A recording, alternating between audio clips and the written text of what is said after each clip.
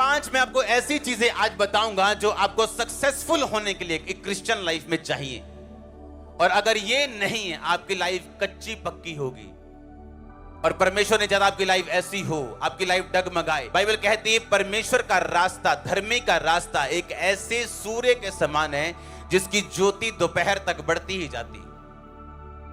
आप जानते हैं मसीह लाइफ में आपको अप डाउन जाने के लिए नहीं बुलाया गया। हाँ, लोग बोलते हैं जिंदगी है जी, कभी उत्ते नू कभी थल्ले नू, जिंदगी रोलर कोस्टर के जैसे है, कभी नीचे कभी ऊपर। ये सब संसारिक शारीरिक इंसानी बुद्धि की बातें, परमेश्वर की नहीं। इसलिए मैंने कहा अगर आप अपने दिमाग को गार्ड नहीं करते हो, सच्चाई से अपनी कमर कस। क्या कस? किससे? क्या है सच्चाई? वचन। क्या है कमर? आपका दिमाग। अगर आप लोगों की बातों की ओर ध्यान लगाओगे कि लोग क्या कहते हैं कि लाइफ रोलर कोस्टर है, लाइफ अप डाउन चलती रहती है, लाइफ में उतार चढ़ाव आते रहते हैं, अगर ये आपकी आत्मा में चला गया तो आपके साथ वैसा ही होगा। परमेश्वर के दास पौलुस ने कहा अपने अपने हथियार बांध लो ताकि तुम बुरे दिनों का सामना कर सको। अगर तुमने वो सामना करने के लिए हथियार बांध लिए तो तुम्हारे दिन बुरे नहीं होंगे फिर वो। इसलिए दिमाग को कहता है वचन के साथ कस लो। आपको मालूम हो लोग क्या कहते हैं और वचन क्या कहते हैं। जिंदगी में उतार चढ़ाव आते रहते हैं, ये लोग कहते हैं। बाइबल कहती है कि तेरी ज्योति उस सूर्य की नहीं होगी जो दोपहर तक बढ़ता ही जाता है। सूर्य कभी ऐसे ऐसे आता देखा आपने? नीचे ऊपर, अभी नीचे हो गया फिर ऊपर, ऐसा देखा है? आपकी लाइफ ऐसी होगी, फाइनेंस ऐसा होगा, सेहत ऐसी होगी। हर ईयर आप बेटर होते जाएंगे, एवरी ईयर आप बेटर होते जाएंगे। आपका लास्ट ईयर कभी बेस्ट नहीं होगा, अगला अभी वाला बेस्ट होगा। आप कभी अपने पास ईयर को बेटर नहीं बोलेंगे, आप एवरी ईयर बेटर के बाद बेटर होते जाएंगे। अगर आमीन ऊंचा, आशीष ऊंची। आमीन। आप तैयार हैं अपने माइंड को सच्चाई के साथ भरने के लिए? क्योंकि ये आपका फैसला है कि आप दुनिया की बातों को सुनते हो या आप शैतान की बातों को सुनते हो या आप अपना दिमाग जो है परमेश्वर के वचन के ऊपर लगाते हो। हालेलुया। सच्चाई से अपनी कमर को कसना। पतरस ने कहा अपनी अपनी बुद्धि की कमर कसो। अपने पड़ोसी को बोलो अपनी अपनी बुद्धि की कमर कस। बोलो 7 बार, 7 बार।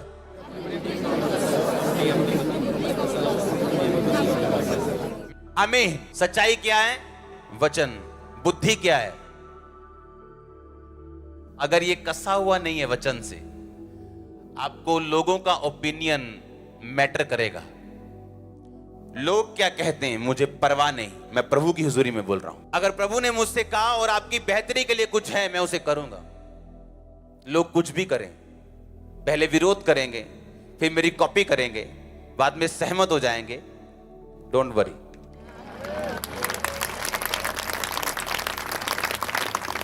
पहली चीज जो आपने अपनी लाइफ में रखनी है, अगर आप सक्सेसफुल क्रिश्चियन होना चाहते हैं तो वो ये है, आपकी प्रार्थना सेल्फ सेंटर्ड नहीं होनी चाहिए।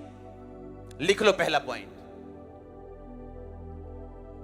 बाइबल कहती है यहोजकेल जब परमेश्वर के सामने गया तो परमेश्वर ने कहा यहोजकेल क्या ये हड्डियां जी सकती? उसने कहा परमेश्वर तू ही जानता है। क्या ये हड्डियां जी सकती हैं? उसने कहा परमेश्वर तू जानता है। कहा कि नहीं कहा?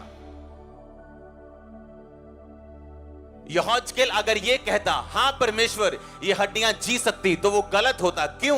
क्योंकि यहोजकेल को ये मालूम नहीं था कि ये हड्डियां किसी श्राप की वजह से परमेश्वर के साथ सहभागिता टूट जाने की वजह से सूखी हैं या वैसे ही सूखी। अगर वो ये कहता हां ये जी सकती हैं तो उसमें यहोजकेल का अपना आप नजर आता, जो कि परमेश्वर नहीं चाहता कि प्रार्थना करते वक्त आप उसे नजर आए, आपकी मैं नजर आए। बाइबल कहती स्वर्ग में कुछ दूत ऐसे हैं जिन्होंने अपने पंखों से अपने चेहरे को ढांपा हुआ है। पता है क्यों? ताकि जब आप या कोई और बंदा या खुदा का दास जब उन्हें देखे स्वर्गीय दर्शन में तो कभी उसके साथ परमेश्वर के साथ उनका आपस में कंपैरिजन न करना शुरू कर दे। यहोजकेल ने कहा नहीं परमेश्वर मैं नहीं जानता ये हड्डियां जी सकती हैं कि नहीं। अगर वो कहता हाँ जी सकती, तो इसका मतलब उसका अपना आप नजर आ रहा था। उसने कहा मेरे को नहीं मालूम ये हड्डियों के सूखने का कारण क्या है, तो मुझे कैसे मालूम कि जी सकती है कि नहीं। अगर वो कहता नहीं जी सकती, तो ये भी गलत था, क्योंकि वो परमेश्वर की पावर के विश्वास के खिलाफ था, क्योंकि परमेश्वर की पावर से वो हड्डियां जी सकती थी। आज के बाद अगर आप सक्सेसफुल होना चाहते हो और परमेश्वर के दाहिने हाथ को, भयानक कामों को, बड़े कामों को, एक रसौली गायब होना और बेबी के रूप में परिवर्तित होना, यह भयानक काम है। अगर ऐसे बड़े काम देखना चाहते हो, तो जब प्रार्थना करने के लिए आज प्रभु की हुजूरी में बैठोगे, तो आपकी प्रार्थना सेल्फ सेंटर्ड और मैं के ऊपर नहीं होनी चाहिए। आमीन। आप प्रार्थना करने के लिए बैठते हो, सबसे पहली प्रार्थना क्या है? हे परमेश्वर, मैंने जो वीजा अप्लाई किया है, तेरे दूत उसको छुएं, एम्बेसी में चले जाएं, एम्बेसी के घर में चले जाएं, काउंसलर के गले को दबा दे, कान को दबा दे, मार दे उसे, प्रभु वीजा चाहिए मेरे को।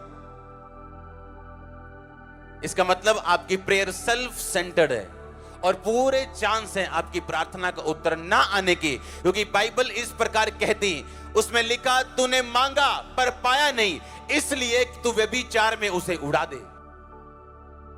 हालेलुया। तूने मांगा पर पाया नहीं, इसलिए कि व्यभिचार में उड़ा दे। अगर तुम खुदा की सेवा करोगे, तो क्या लगता है खुदावन तुम्हें मजदूरी नहीं देगा? तुम उसकी महिमा करोगे, तुम्हें क्या लगता है वो तुम्हें ऊंचा नहीं करेगा? तूने जो मेरे नाम को जान लिया और मुझसे प्यार किया, इसलिए मैं तुझे छुड़ाऊंगा। बाइबल ऐसे कहती है, हाँ या ना? कहती है कि नहीं कहती? लेकिन जब प्रार्थना सेल्फ सेंटर्ड है, पहली प्रार्थना, जब आप वचन में बैठे, प्रार्थना में बैठे, आपकी पहली प्रार्थना होनी चाहिए, परमेश्वर मैं तुझे और जानना और समझना चाहता हूं। दूसरी प्रार्थना होनी चाहिए, परमेश्वर मैं तेरे वचनों की गहराई को समझना चाहता हूं। तीसरी प्रार्थना आपकी गैर भाषा होनी चाहिए। चौथी प्रार्थना आपकी कमियां, कमजोरियां होनी चाहिए कि परमेश्वर ये मेरी लाइफ की कमजोरी है जिससे मैं बाहर आना चाहती हूं, बाहर आना चाहता हूं। पांचवी छठवीं प्रार्थना फिर भी आपकी यही होनी चाहिए कि तू लोगों को बचा, मेरे घराने को बचा, हमारे उद्धार को और तू फैला परमेश्वर। और फिर आप अपनी प्रार्थना रखो जो रखनी, कि परमेश्वर अगर तू चाहे तो ये भी हो सकता है, अगर तू चाहे तो मेरा वीजा भी आ सकता है, अगर तू चाहे मेरा लंगड़ापन भी ठीक हो सकता है, मुझे बेबी मिल सकता है, सब कुछ हो सकता है तेरे नाम में।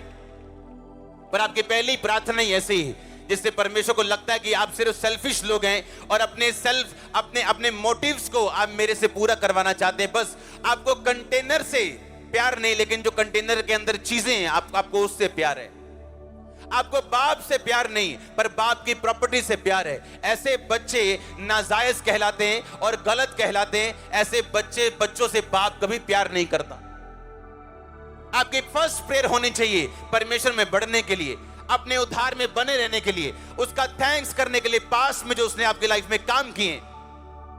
जब परमेश्वर ने देखा यहोजकेल तूने बड़ी बुद्धि के साथ उत्तर दिया है, बड़े दिमाग से उत्तर दिया तूने आत्मा से, कि मैं नहीं जानता परमेश्वर क्या ये हड्डियां जी सकती कि नहीं। परमेश्वर ने कहा तू भविष्यवाणी कर कि ये हड्डियां जी उठें। आत्मा उसमें आया, आत्मा आप पे उतरता है जब आप परमेश्वर की मर्जी को पूरा करते हो। आत्मा आप पे उतरता है जब आप परमेश्वर की विल पे चलते हो। आत्मा आपके कामों पे उतरता है जब आप परमेश्वर के साथ साथ चलते हो। आप सेल्फिश नहीं हो तो आत्मा आप पे उतरता है।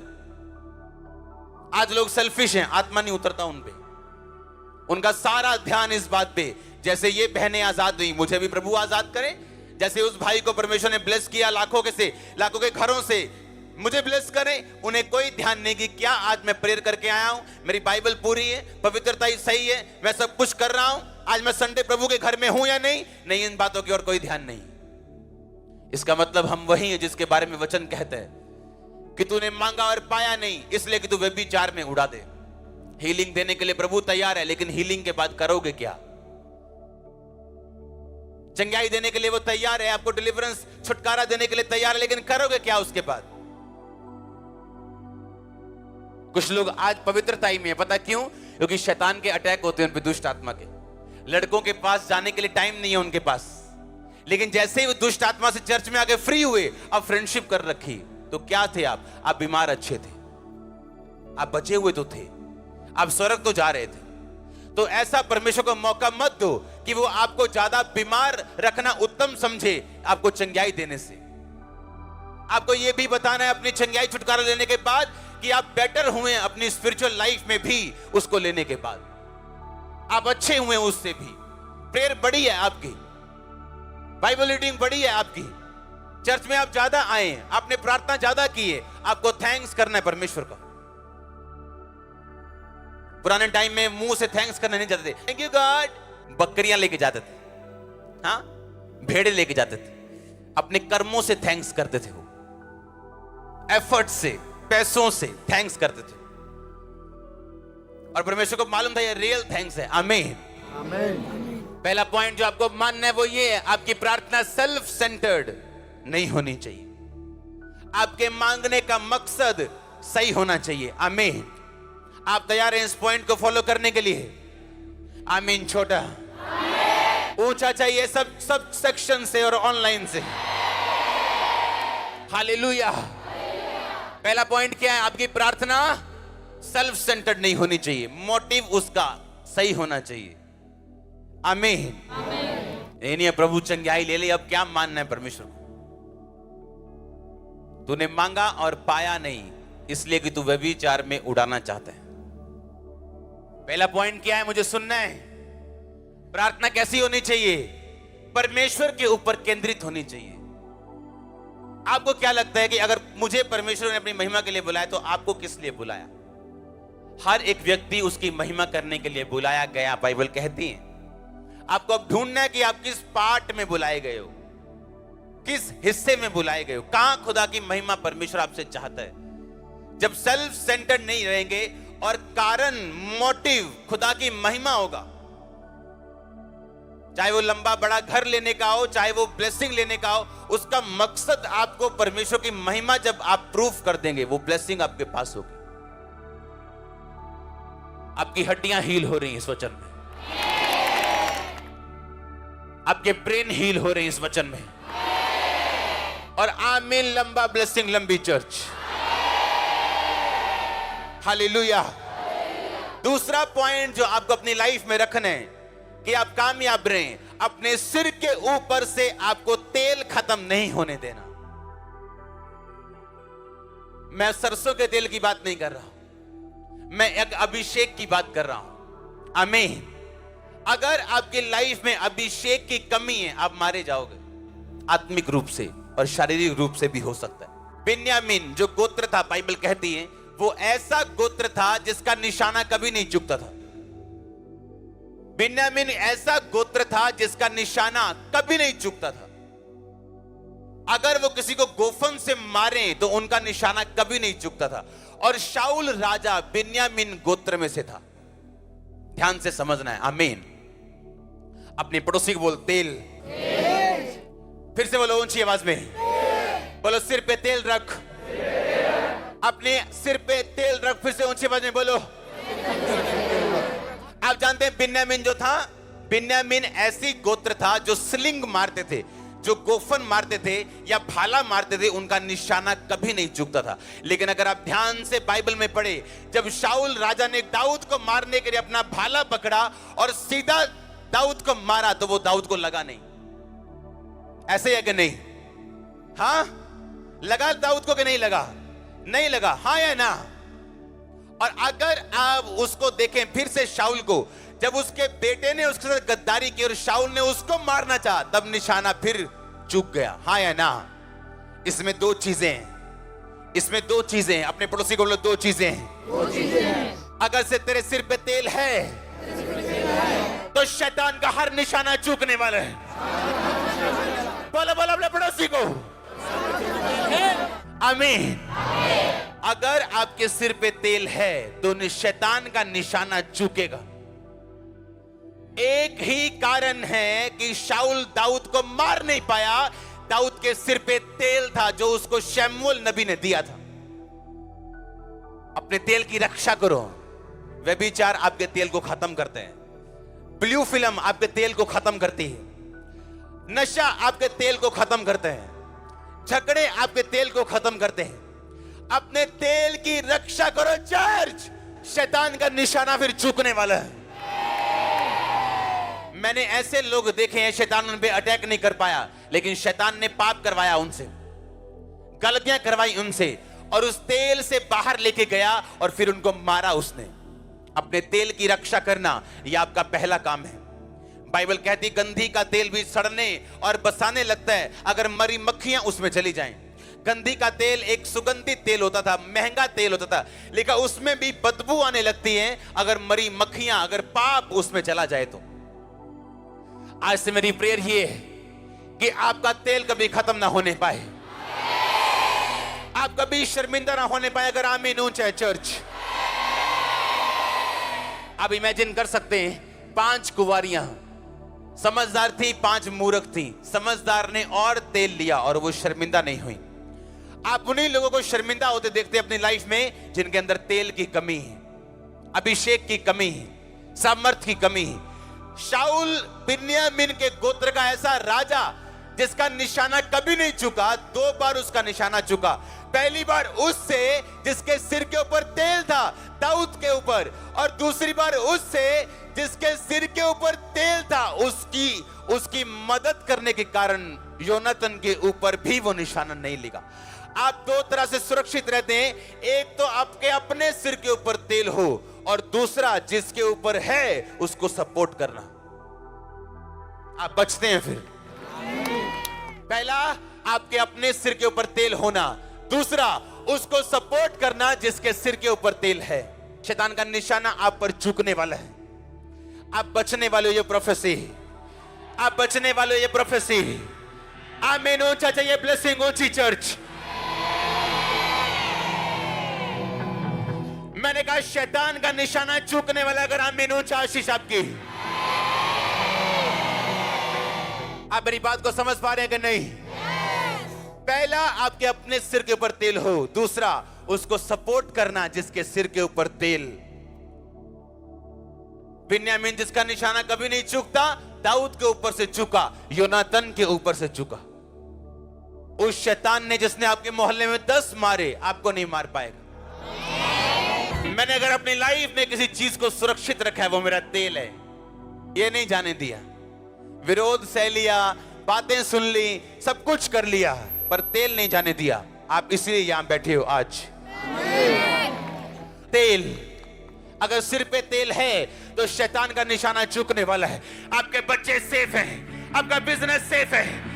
मैंने कहा आपकी लाइफ सेफ है यीशु मसीह के नाम में। अगर तेल आपकी लाइफ के ऊपर है और मैं तेल को रिलीज करता, प्रभु का दास होगा आपकी लाइफ के ऊपर।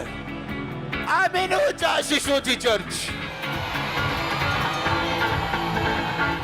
आमीन। तेल अगर है सिर के ऊपर तो आप सेफ हैं। आता कैसे है तेल? प्रार्थना करने से, बने रहने से, प्रभु में वचन पढ़ने से, और जिनके ऊपर तेल है उनको सपोर्ट करने से। आप एक बात को याद रखना सारी उम्र, अगर आपने उस तेल की इज्जत नहीं की जो आपके मैन ऑफ गॉड में, प्रभु आपको अपना सारी उम्र नहीं देगा। जाओ 500 रोजे रख लो डे नाइट के, मुझे बता देना अगर मिल जाए तो। 500 रख लो, जाओ। जिसके सिर के ऊपर तेल है, अगर उसका ऑनर नहीं किया तो आप सफर करने वाले हो बहुत जबरदस्त। आपको 5 साल बाद समझ आएगा कि मैंने कुछ किया जो मुझे मालूम नहीं किया, लेकिन है वो गलत। जिसके सिर के ऊपर तेल है उसको सपोर्ट करने का मतलब है आप भी उसी सुरक्षा में शामिल हैं। वो बिन्यामीन अगर माथे के बीच में निशाना लगाए तो माथे की साइड पे नहीं लगता था, बीच में लगता था। बिन्यामीन को यह वरदान था। उत्पत्ति की पुस्तक 48 बाब में अगर आप पढ़ें तो बिन्यामीन के गोत्र को यह वरदान था कि जब वो लड़ेगा तो जीतेगा। लड़ाई करना उसका वरदान था। बिन्यामीन फाड़ने वाला भेड़िया होगा, यह उसका वरदान था। इसलिए बिन्यामीन जब निशाना मारते थे, अगर माथे के बीच उन्होंने मारा तो माथे के बीच लगता था, साइड पे नहीं। और जब दाऊद को इतना बड़ा भाला मारा तो दाऊद बच गया। अगर एक वट्टे की एक्यूरेसी इतनी जबरदस्त थी तो सोचो भाले की एक्यूरेसी कितनी होगी। पर दाऊद बचा, उसका अपना बेटा बचा। तेल, अगर तेल है तो आप सेफ हैं। और तेल शैतान उसको छीनने के लिए वो आपको ट्राई करता है।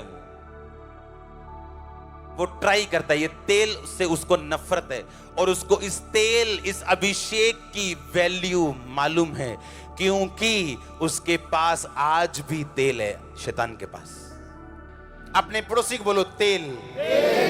कितना पॉइंट है ये? दूसरा, पहला क्या? सेल्फ सेंटर्ड प्रेयर नहीं होनी चाहिए। दूसरा क्या? तेल। अगर तेल है, शैतान मिस करेगा आपको। कोई गिद्ध उस मार्ग को नहीं जानता। कौन सा मार्ग?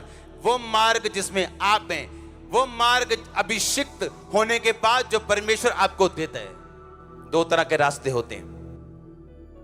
बुर्ज खलीफा चले जाओ ना, तो दो तरह की टिकट मिलती है आपको। एक है आपको 100 कुछ फ्लोर तक लेके जाते हैं, एक है आपको उससे भी ऊपर फ्लोर पे लेके जाते हैं। एक महंगी वाली है कि आपको किसी लाइन में लगने की जरूरत नहीं, आपको वीआईपी की तरह लेके जाते हैं, सीधा ऊपर लेके जाते हैं, बिना लाइन के वापस लेके आते हैं। हाँ, अगर आपके पास तेल है तो आप वीआईपी लाइन में हो। कौन कहता है चेलों में फर्क नहीं होता?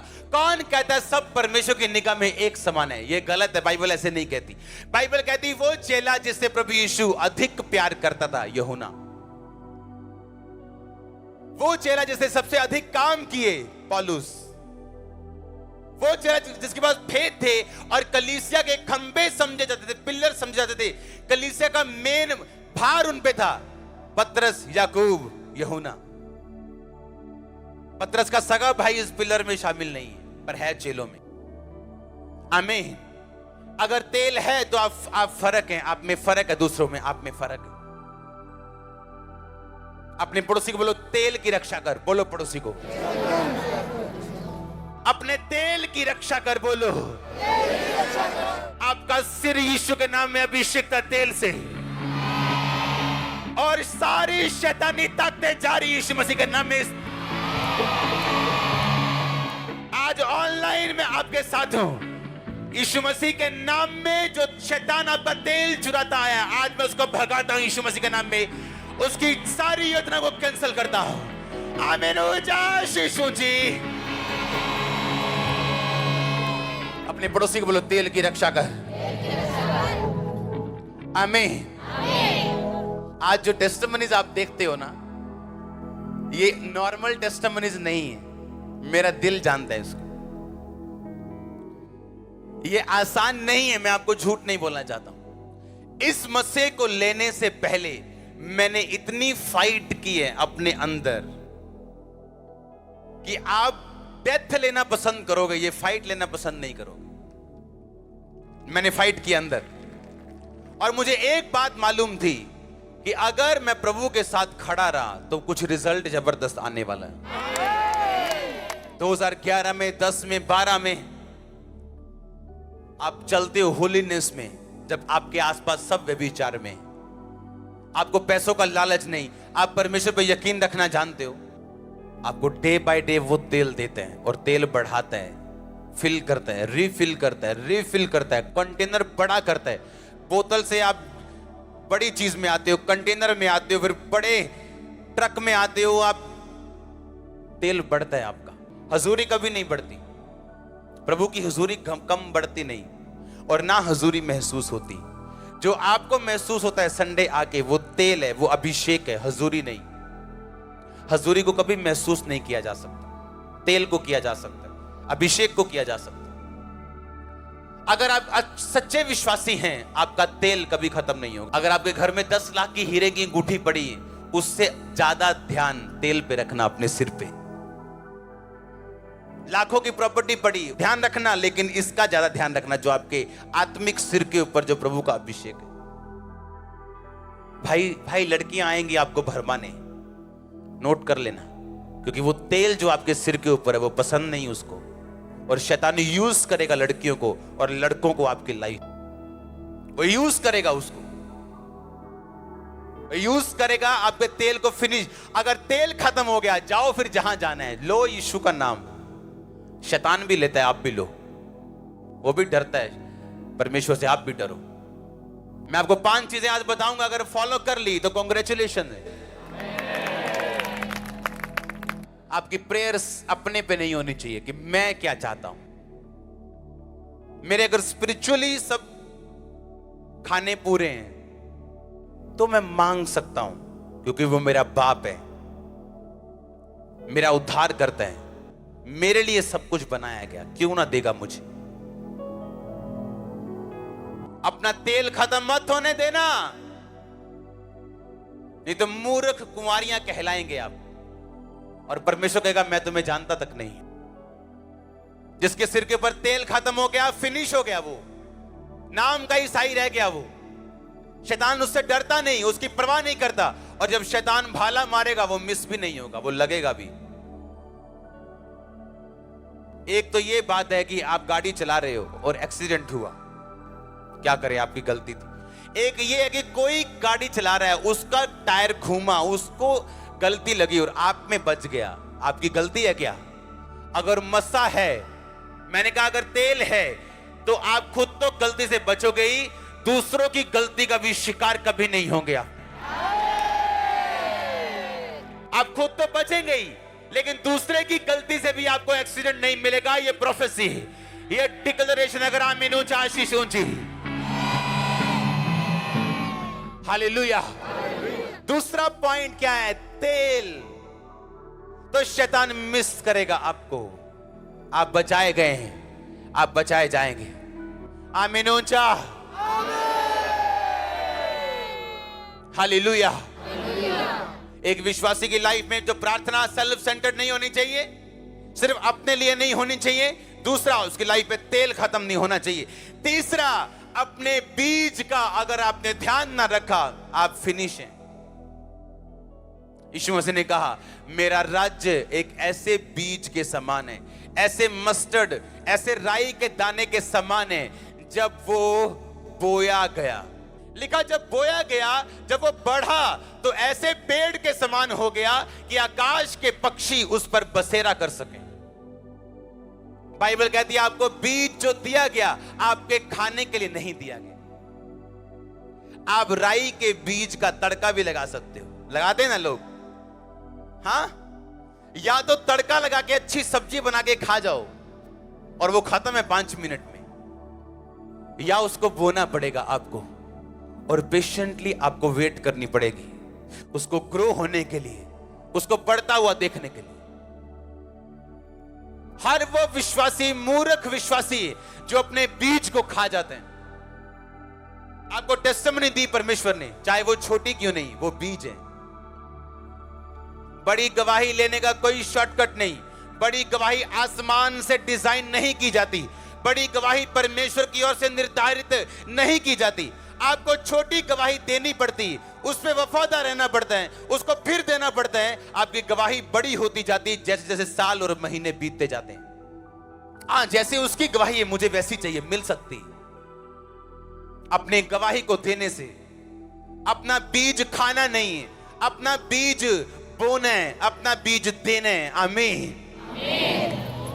मैंने मूर्ख लोगों को देखा है, मैंने ऐसे लोगों को देखा है जिनमें बुद्धि की जबरदस्त कमी है, पर वो टाइटर्स हैं, दशवान देने वाले हैं और आज भी ब्लेस हैं।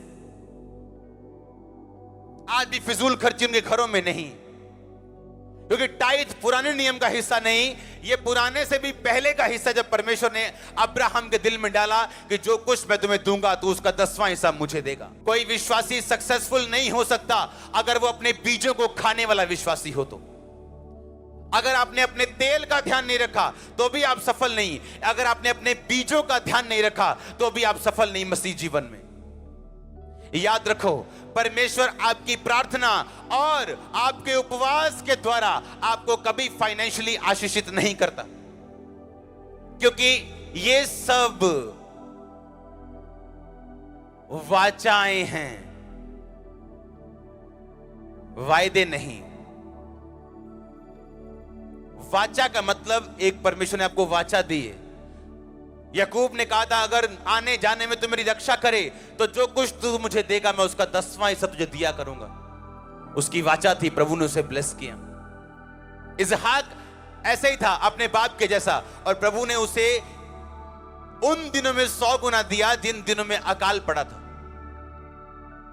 आप एक अच्छे विश्वासी बनना चाहते हैं, गवाहियों से भरे हुए, पर आप अपने बीजों को खाना चाहते हैं, हाँ, आपने सुबह खाया, दोपहर को खाया, हाँ, रात को खाया, अगले दिन आप टॉयलेट नहीं गए, आप खाते ही जा रहे हो, क्या होगा? एक दिन फट जाओगे आप, क्या हॉस्पिटल जाओगे आप?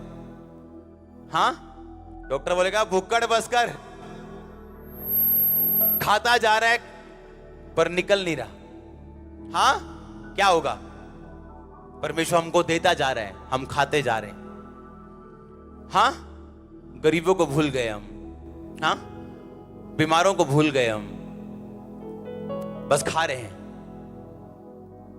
पैसा आया खाया, प्रभु के राज्य में नहीं दिया, गरीबों को नहीं दिया, प्रभु के कामों में नहीं दिया, क्या होगा? एक दिन परमेश्वर कहता मैं हिसाब करूंगा। इस्राएल लोगों को प्रभु ने बोला था तुम 7वें साल अपनी भूमि को खुला छोड़ देना, इन पे बीज मत बोना। इंसान लालची है, 7वें साल भी बोते गए और अच्छी फसल आती गई। कहते देखा वो पुराने जमाने दी गल्लां यार, हो देखो तो कितना नजारा लैन डे यहां पर, खाली छड़ के की करना आप? हाँ, गरीबां नूं देनी है ना। प्रभु ने कहा 7वें साल खुला छड़ दो, जेड़ा अपने आप उगे गरीबां नूं दे दियो। आप गरीबां नूं वैसे ही दे देंगे 20%। परमेश्वर ने एक ऐसे राजे के उन्हें अधीन कर दिया जहां वो 70 साल, पता नहीं कितने साल उसके अधीन रहे, और 400 कुछ साल उन्होंने बोया था,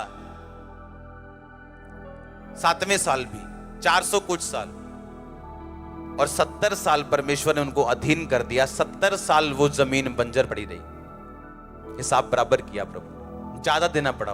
कभी मत अपना टाइथ खाओ, कभी मत अपना बीज खाओ, कभी अपनी टेस्टिमनी को लेके कभी मत बैठ। आपके बीच में लोग हैं कैंसर लेके हील होके, एक बार टेस्टिमनी देने के लिए भी नहीं आए अभी तक।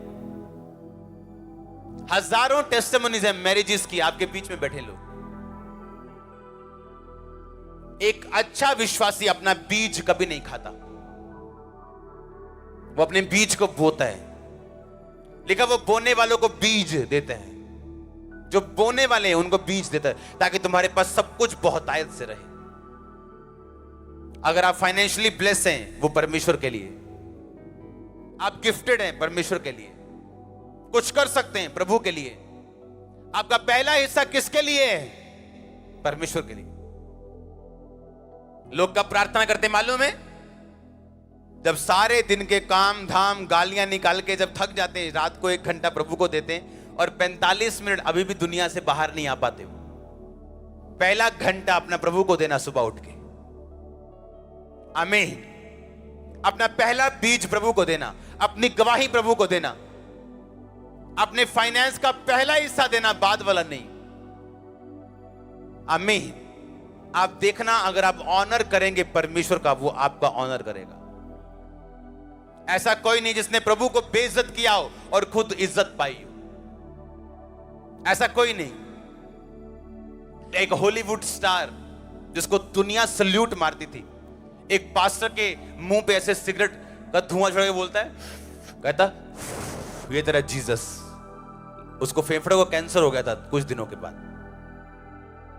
टाइटैनिक जहाज के मालिक को पूछा कैसा बना है जी जहाज? बड़ा जबरदस्त है, बड़ा बहुत बड़ा बनाया। कहता इतना बड़ा बनाया कि खुदा भी इसे डुबो नहीं सकता। पहले दिन डूब गया। कहता even God can not sink it. कहता गॉड भी इसे डुबा नहीं सकता। उसके मुंह से निकला। गॉड ने कहा आजा काका, तू पहला दिन तुझे जाने नहीं दूंगा। तुम उसे इज्जत दोगे, वो तुम्हें महिमा देगा। तुम उसे बेइज्जती दोगे, वो तुम्हें बेइज्जती देगा। क्या देना चाहते हो खुदा को? तुम उसे बीज दोगे, वो तुम्हें पेड़ देगा। तुम खा जाओगे, बाद में खुद तुम नंगो भूखों की तरह बैठे हो। क्या करें अब? कुछ नहीं है हमारे पास।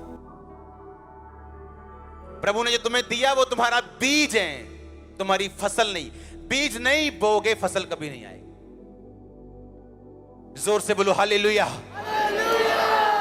अपने हाथों को उठाओ इन 3 पॉइंट्स के लिए। जीवित परमेश्वर, जीवित परमेश्वर, आज से, अब से मैं इन बातों का ध्यान रखता हूं। मेरी प्रार्थनाएं तुझ पे केंद्रित होंगी। मेरा तेल खत्म ना होगा। मेरा बीज, मेरा बीज, मेरा बीज कभी ना मैं खाऊंगा। अपने हाथों को उठाओ। ये 3 पॉइंट आपके दिल में जाने चाहिए। ऊंची आवाज में बोलो।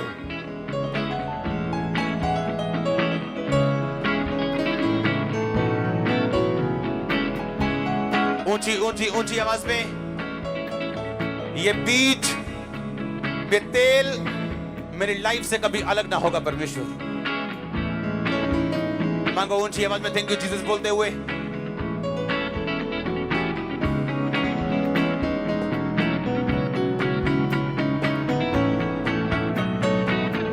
मेरा तेल कभी मुझसे अलग ना होगा। मेरा बीज मैं कभी खाऊंगा नहीं। मेरी प्रार्थना सेल्फ सेंटर्ड ना होगी।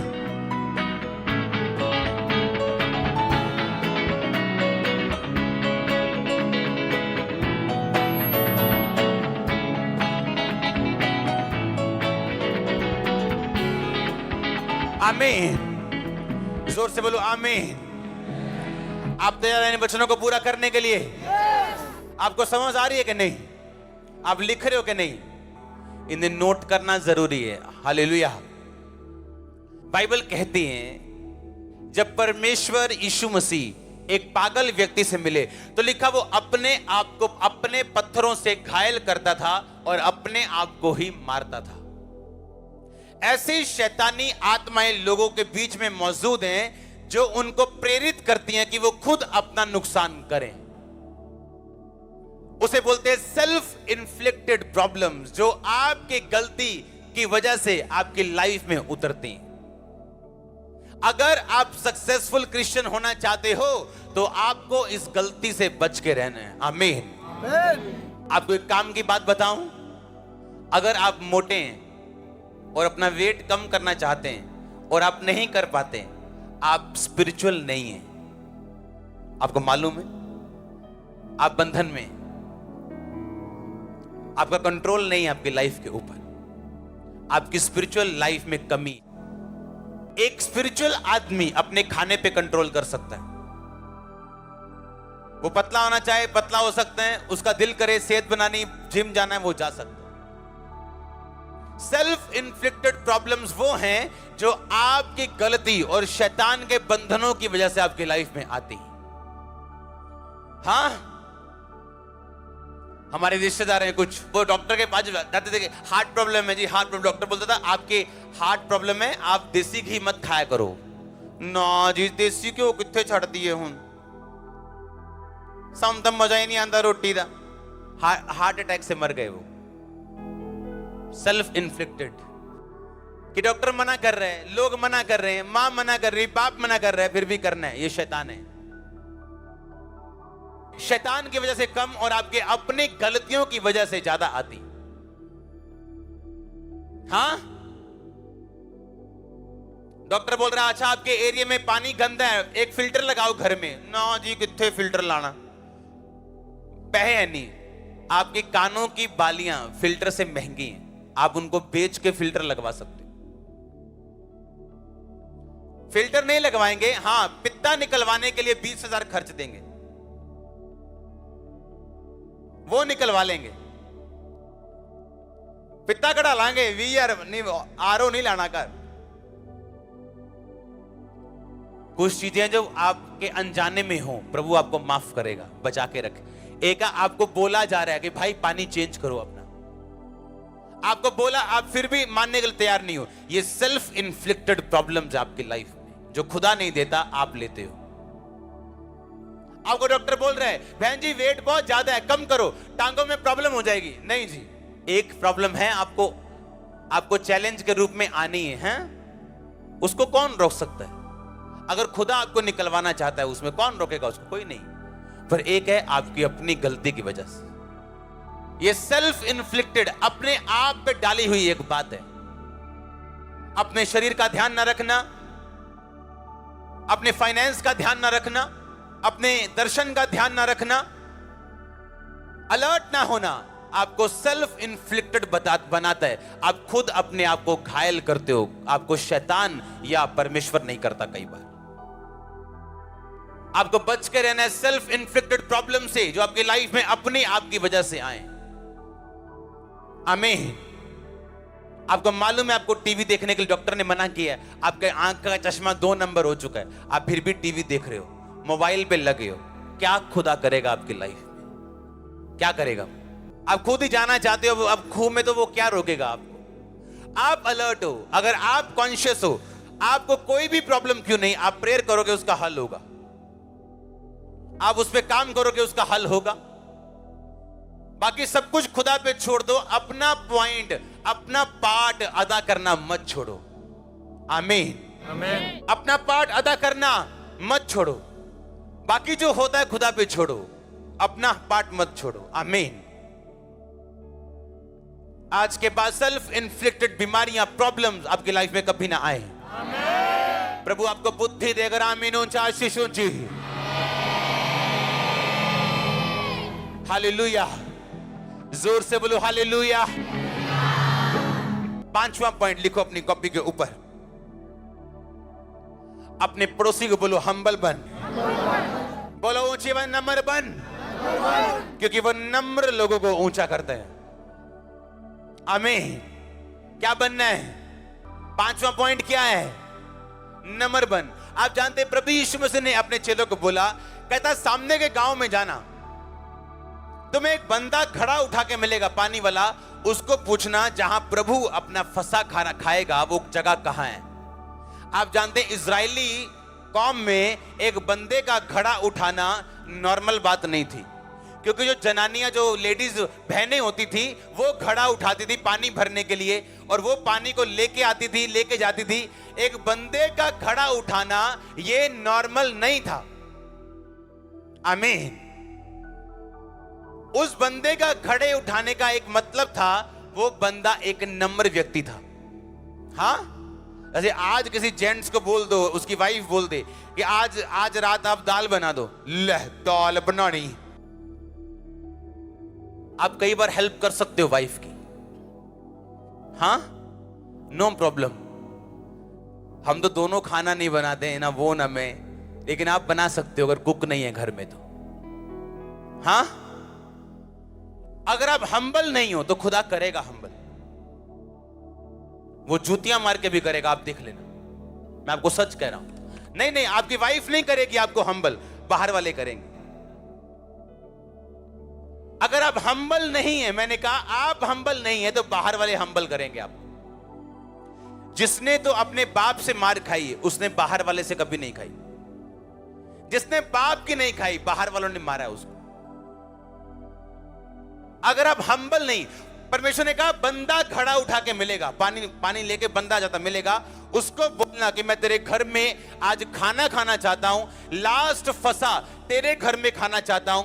परमेश्वर उन घरों में मौजूद है, और उसका आनंद उन घरों में, उन लाइफ में मौजूद है जो हम्बल हैं, जो नम्र हैं।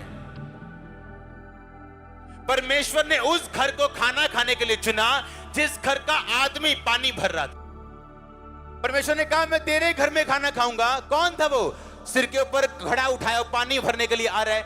ये पॉसिबल नहीं था, ये नॉर्मल सीन नहीं था, क्योंकि बंदे पानी नहीं भरते, लेडीज भरती थी।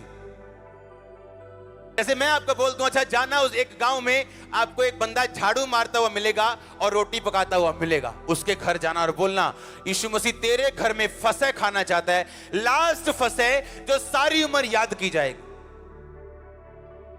मरियम को बोली, कभी खुदा ने मेरी दीनता के ऊपर दृष्टि की, मेरी दीनता के ऊपर।